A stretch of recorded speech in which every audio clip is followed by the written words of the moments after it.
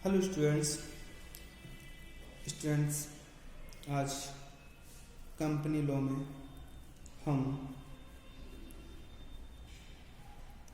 Company के समामेलन एवं पंजीयन के विषय में जानने का प्रयास करेंगे। डिस्कस करेंगे इनकॉर्पोरेशन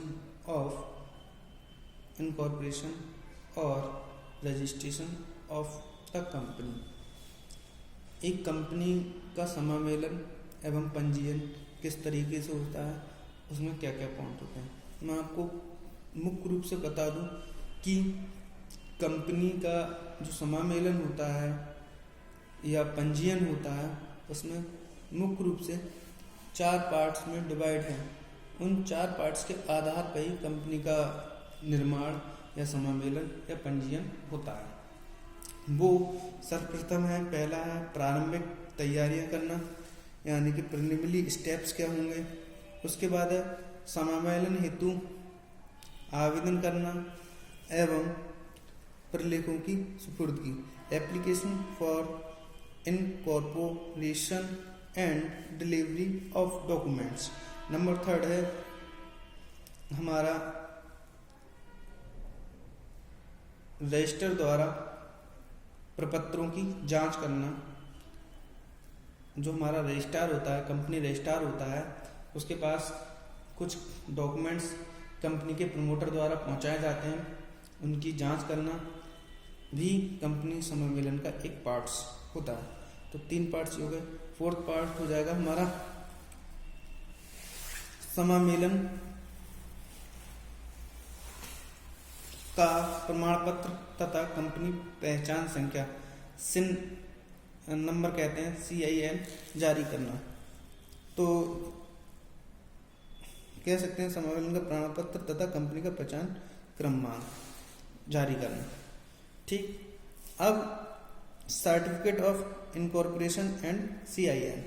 तो ये सारी चीजें हमारे कंपनी प्रवर्तक या कंपनी पंजीयन, कंपनी समामेलन के अंतर्गत आती हैं। तो सबसे पहले हम देखेंगे कंपनी समामेलन एवं पंजीयन है क्या। तो कंपनी निर्माण की दूसरी अवस्था, पहली अवस्था क्या थी, कंपनी का परिवर्तन। कंपनी निर्माण की दूसरी अवस्था कौन सी होती है, कंपनी का समामेलन। पहली अवस्था कंपनी का परिवर्तन, याद रखना प्रमोशन, उससे ही प्रमोटर बना। अब है कंपनी निर्माण की दूसरी अवस्था क्या है, कंपनी का समामेलन, यानी कि इनकॉर्पोरेशन या रजिस्ट्रेशन।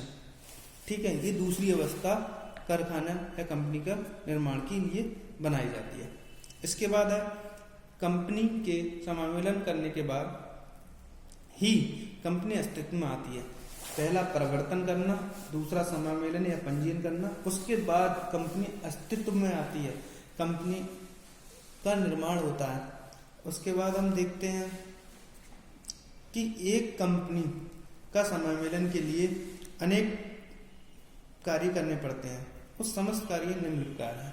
तो उन कार्य हमने बता दिए, 4 कार्य होते हैं कि कंपनी की तैयारी करना और समामेलन हेतु आवेदन करना तथा प्रलेखों को सुपुर्द करना।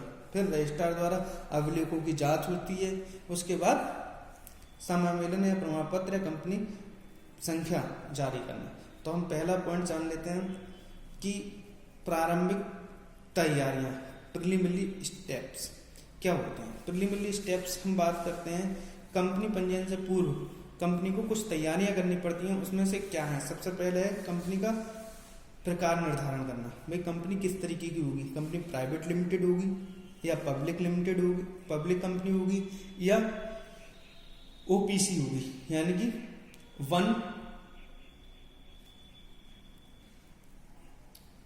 पर्सन कंपनी होगी, प्राइवेट लिमिटेड होगी या पब्लिक कंपनी होगी।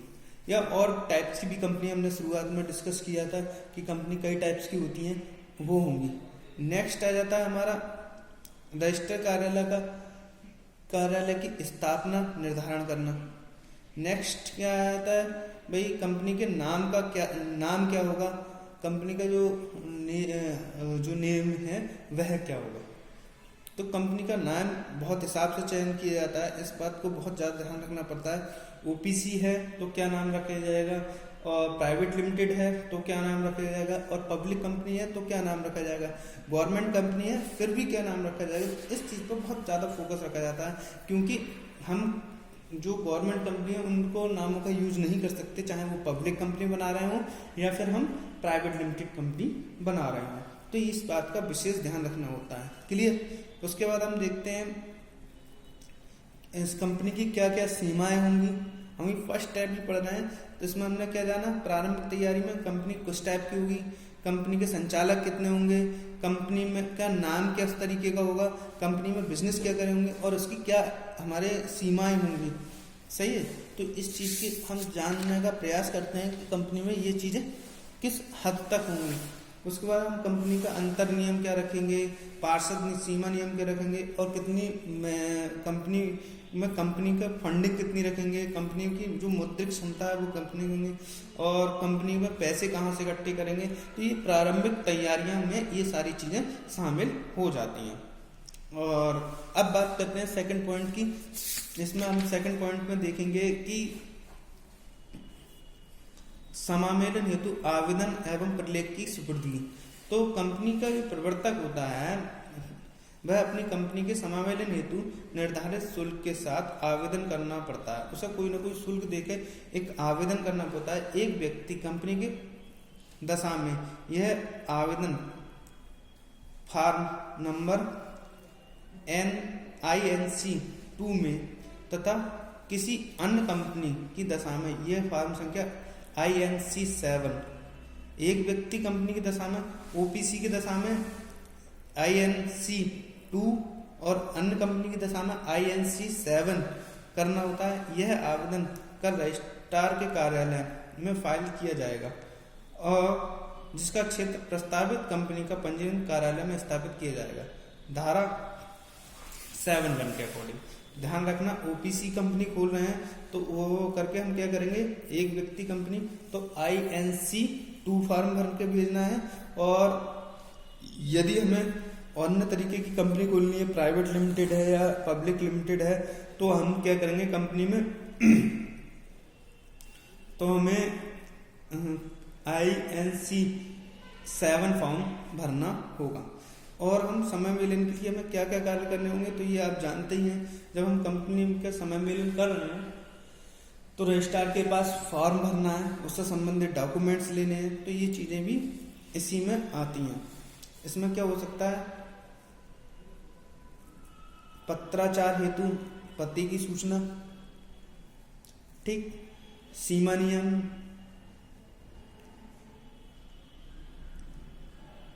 संबंधित नियमांक संस्था का अनुमोदन,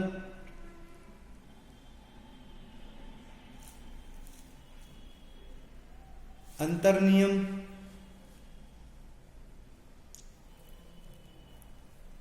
कानूनी अपेक्षाओं की पूर्ति की घोषणा, अविदाताओं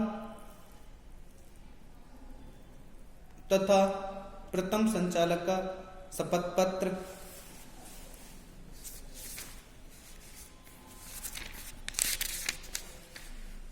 प्रत्येक अविदाता का विवरण, प्रथम संचालक का विवरण, संचालकों की लिखित सहमति, नाम आरक्षण की पुष्टि करने वाले पत्र की प्रति,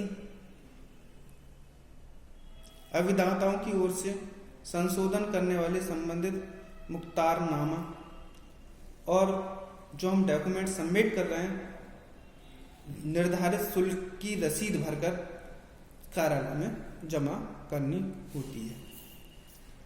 थर्ड पॉइंट आ जाता है हमारा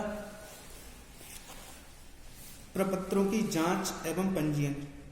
जो हमने प्रपत्र अभी जितने भी फॉर्म हैं, जितनी भी रसीदें हैं या जो भी डॉक्यूमेंट्स है प्रवर्तक ने द्वारा कहाँ जमा किए गए, वो कंपनी रजिस्ट्रार में जमा किए गए। अब कंपनी रजिस्ट्रार जो है उपयुक्त प्रलेख जो देखेगा उसके आधार पर कंपनी के जो कागज दिए हैं वह सही हैं या नहीं इसका निर्धारण करेगा। और अगर ये सही होते हैं तब वह कंपनी स्टार्ट करने की अनुमति दे देगा। इसमें भी देख लेते हैं क्या करता है। कंपनी का रजिस्ट्रार केवल यही देखने का अधिकार होता है कि कंपनी संबंधित कार्यवाही पूरी कर ली गई है। उसका यह कर्तव्य नहीं होता कि वह विवरणों तथा प्रलोभों की सत्यता की जांच करे जो उसके समावेलन के लिए प्राप्त हुए हैं। ठीक, और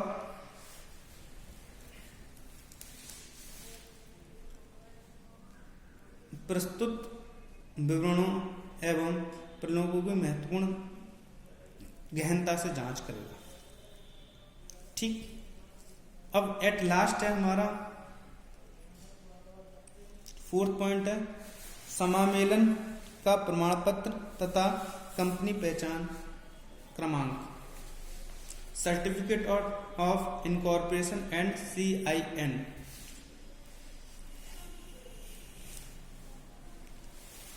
रजिस्ट्रार सभी प्रपत्रों एवं सूचनाओं के पंजीयन के उपरांत कंपनी के समामेलन का प्रमाण पत्र फॉर्म नंबर INC 11 में जारी कर देता है। यह प्रमाण पत्र इस बात का प्रमाण होता है प्रस्तावित कंपनी इस अधिनियम के अधीन समामेलित हो गई है। कौन सी कंपनी अधिनियम के अंतर्गत कंपनी बन गई है वह इसका प्रमाण देता है। और एक सर्टिफिकेट इशू करता है जिसमें लिखा होता है कि उपयुक्त कंपनी जो भी कंपनी ABC कंपनी लिमिटेड इस दिन से शुरू हुई है और ये इसकी ऑथराइज्ड कैपिटल ये है और इससे संबंधित जो है सारी चीज़ें सही पाई गई हैं, मेरे अनुसार सही पाई गई हैं और उसे प्रमाणित करके वह कंपनी रजिस्ट्रार दे देता है। Thank you very much.